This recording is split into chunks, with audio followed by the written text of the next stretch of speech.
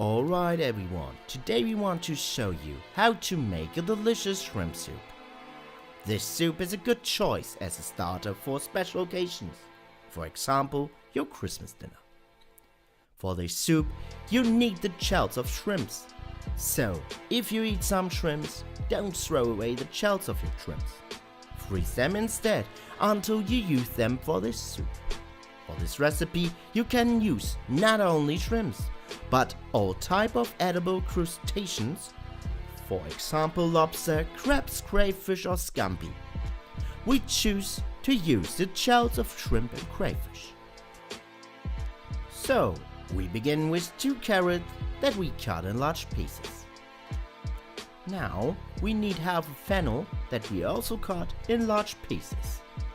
We also need some onions that we also cut to the same size as the carrots and the fennel. We decide to use shallots because they fit perfectly well to seafood.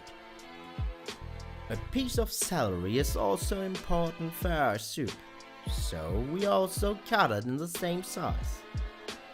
Because we only cook out the flavor of the vegetables, you don't need to peel them, just wash and cut it. After giving everything into a pot with oil, start heating it and fry everything for 4 to 5 minutes. Now add your shrimp shells.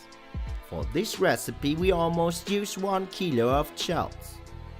Also fry them together with the other ingredients for 2 or 3 minutes and add 50 ml of cognac or sherry.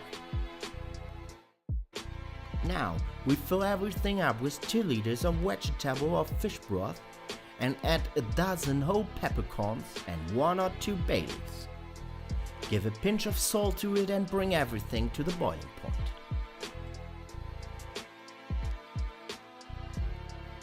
After boiling everything for around 55 minutes, we remove the foam that built up on the surface. Now we need a second pot with 2 good tablespoons of butter. Melt the butter and add 5 to 6 tablespoons of wheat flour to it. Use a sieve while doing that, otherwise your flour will go lumpy. Mix everything well and fry the flour for around 2 minutes.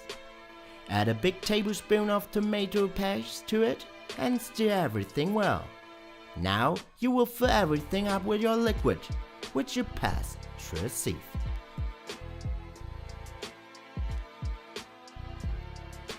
Bring your soup to the boiling point and let it cook for 2 to 3 minutes.